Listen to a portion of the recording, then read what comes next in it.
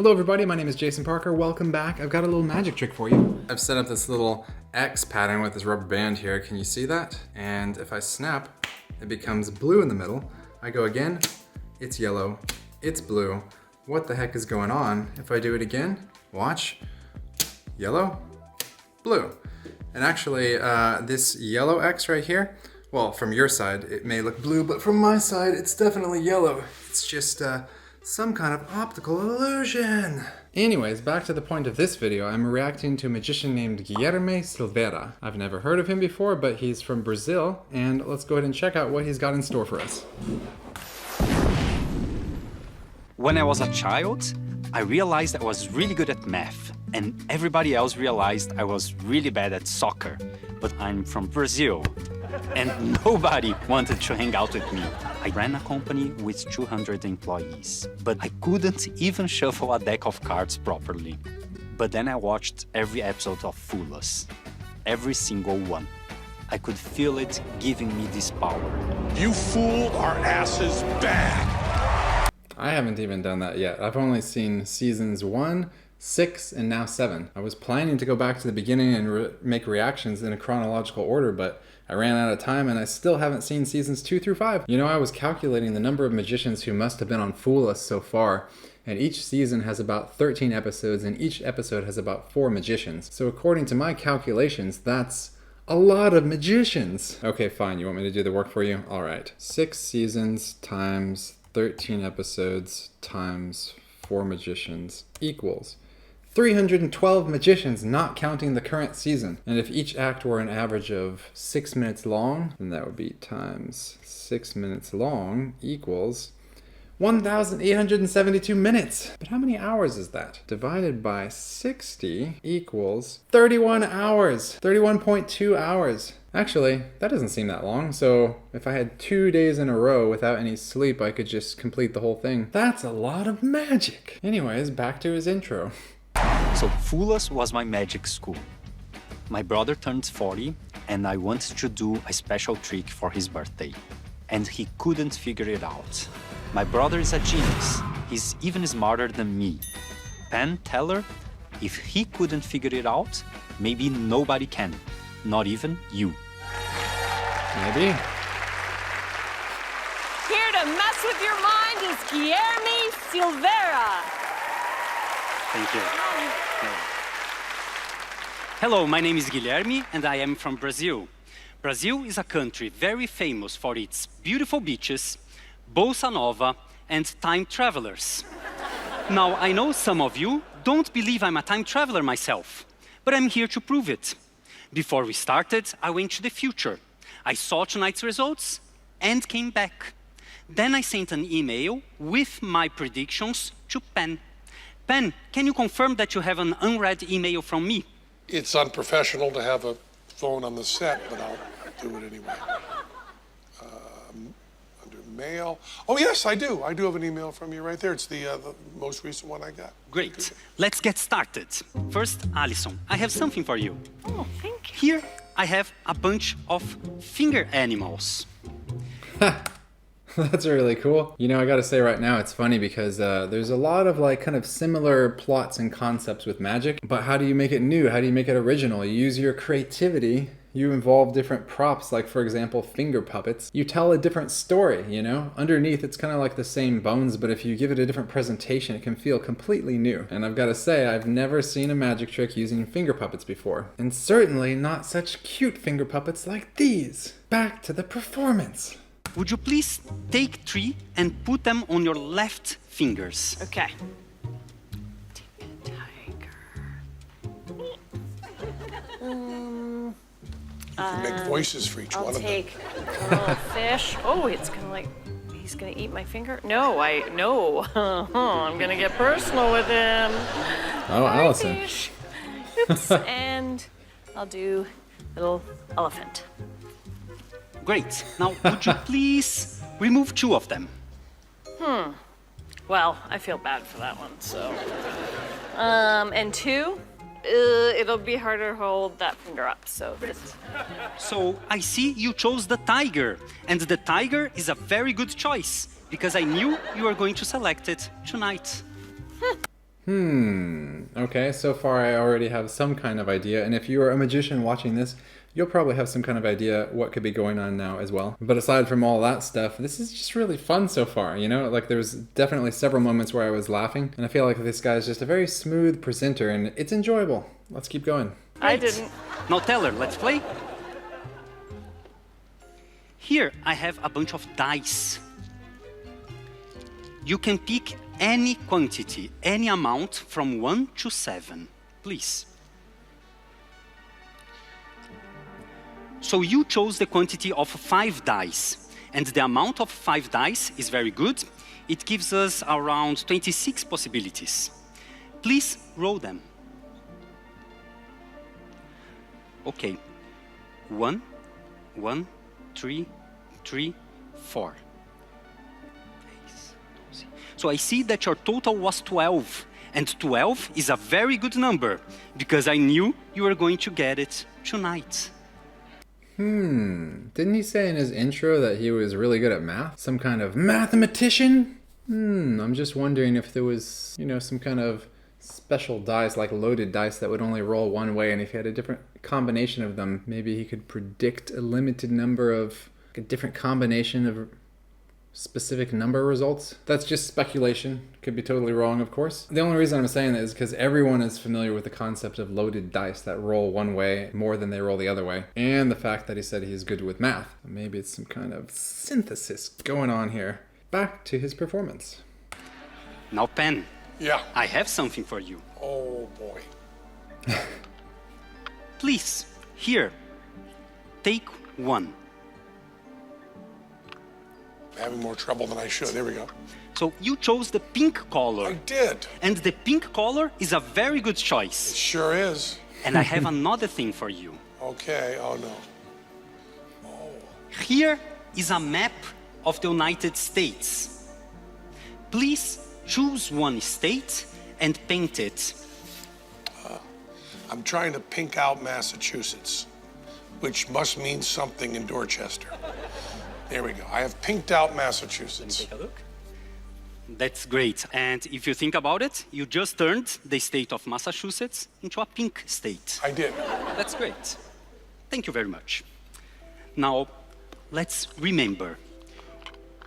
1 hour ago, I was backstage. I time traveled into the future. I saw tonight's results and came back. Then I sent an email to Penn. Now, Penn, emails are a very dangerous thing. Once you have sent an email, there's nothing you can do about it. Now, please, open the email and read out loud what I wrote before we started. I'm opening it right now. It says, my prediction for today. Allison will pick the tiger. The tiger. Amazing. Please read the next 2 ones. Teller will use 5 dice. 5 dice. Teller will roll 12. 12. Incredible. Can you read the last 2 ones, please? Penn, that's me, will use a pink crayon. Pink crayon. Penn will color the state of Massachusetts, and you can spell Massachusetts and I can't. That's incredible. Ladies and gentlemen, it's a miracle. Guilherme Silveira! Is this really your first magic trick ever? In a show it is, but I did a lot of tricks for my family when I was really, really like a baby. I would do a bathroom stall escape trick. Wow. I would close the door, lock it from the inside, and crawl from underneath the door to the outside. So really you were just tricking the person who has to go to the bathroom next? Yeah, now I feel very bad about it nowadays, but it was very fun at the time. Oh, Yeah. man. Yeah. You've just given a lot of children some bad ideas. Okay, it's time to turn to Penn and Teller and see if you fooled them. All right, I'll go ahead and give you my thoughts before we hear from Penn and Teller. So it occurs to me that they must have been completely free choices, especially when I read that it says Teller will select 5 dice. You know, at first I was speculating there could be some mathy way to force the number 12, but there's no way he could have known how many dice Teller would have picked up. And actually, it's kind of funny because before, when Allison was picking the finger puppets and she chose 3 and then took off 2, that kind of reminded me of some similar methods involved in magic. Actually, a choice that magicians are often faced with, attempting to speak some code there. But he wasn't doing that, and it seems like they were all free choices, and so somehow he has influenced this email. So either he is a time-traveling Brazilian, plausible, or he somehow controlled the outcome of this email. Actually, I have a background as a software developer for a long time, and there is a solution that presents itself to me pretty quickly. And actually, I'm pretty sure that I'm correct, so I don't want to say it, because in this case, I feel like it would just be direct exposure. If I have to take a risk when talking about this kind of thing, I would rather err on the side of safety and not hurting the magician presenting the effect. And with that being said, let's hear what Penn and Teller have got to say themselves. Boys! Guilherme, boy, what a great trick. What a great trick.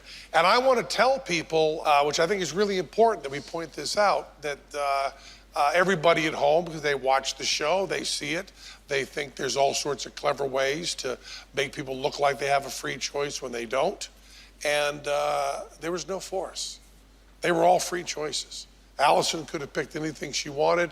Teller could have picked any amount of dice, could have thrown any number, and I could have picked any color. And what's also interesting is you did travel in time. You actually sent that email, arrived in the inbox before you started. That's completely true. There's no scam on that. You did travel in time. And then you went into the future, then you went to the back, went to the future, went to the back, and you sent us an image from the past into the future, into the past, into the future. The image was there. It was all 100% legitimate, with no sneaking, no lying, no nothing. And on top of that, you didn't fool us. We don't think. Did I give you enough stuff in there? What do you think? Do you think you fooled them or no? A time traveler fellow knows each other.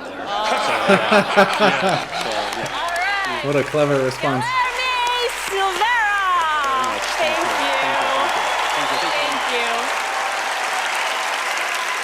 All right, let me go ahead and give you my closing thoughts. His last comment was really funny. He's saying like, oh, we recognize each other as time travelers. By the way, I thought it was interesting the clothes Guilherme was wearing on the set. A lot of magicians rent a tuxedo or a coat and they're completely dressed up, all fancy. And I was just thinking the other day, if I ever tried to be on Penn and Teller's Fool List, what would I do? Because the last several years since I quit my job, I've just been Mr. Super Casual. T-shirts, I have like 2 polo shirts. I don't actually have any dress clothes in my closet. So would I be forced to wear a suit, or could I be like Guilherme and just wear what I feel like? Anyway, so that's just something random that I appreciated. By the way, when Penn was talking in code about how Guilherme accomplished his effect, I felt like his code talk was a little bit too transparent. I think he could have worded that in a little more soft way without giving away the idea. Leave a comment below. After hearing the code talk, did you immediately understand how it worked? Or was it coded enough that it still at least remained a little bit shrouded in mystery? Alright, now as far as the entire act and the concept, I do feel like it was very creative and very fun, as I commented earlier. Especially, it kind of felt like he was not quite a red herring, but he was kind of giving them this concept that maybe he was forcing them as they went along. And then the twist was that at the end, it really was not a force. They had a completely free selection. So I do like that. And I kind of feel like he was playing with them and having fun with it earlier on in the performance. So I thought that was pretty clever. And the whole performance was pretty enjoyable. And Guilherme seemed like a pretty nice guy. And I would like to go visit Brazil sometime. How about you? All right, so that brings us to the AESOP'S Fables portion of the video. This time I have pre-selected a story. It's a very short one, only a paragraph long, but it has a very nice illustration here. This is chapter 176, The Wolf and the Goat. A wolf caught sight of a goat browsing above him on the scanty herbage that grew on the top of a steep rock. When I read the word browsing, I was thinking like the goat's browsing the internet. Is that like an old English word for he was like eating grass up there? Anyways. And being unable to get at her, tried to induce her to come lower down. You are risking your life up there, madame. Indeed you are, he called out. Pray, take my advice and come down here, where you will find plenty of better food. The goat turned a knowing eye upon him. It's little you care whether I get good grass or bad, she said. What you want is to eat me. Pretty straightforward. Is there a lesson to be learned in such a fable? I feel like we've read something similar to this. This is just one of those, like, you have to look deeper than just the surface level to understand the situation type of stories. Someone may be sweet talking you, telling you, trying to convince you to do something, but you gotta consider who is the message coming from and do they have an ulterior motive? Yeah, I feel like I just nailed that moral of this story. Anything else hidden in there? Sometimes you guys post comments below and you have a lot better interpretations than me, and you have like multiple ones I didn't even consider. Browsing above him on the scanty herbage. Herbage. Okay, let's try to flip this around 180 degrees.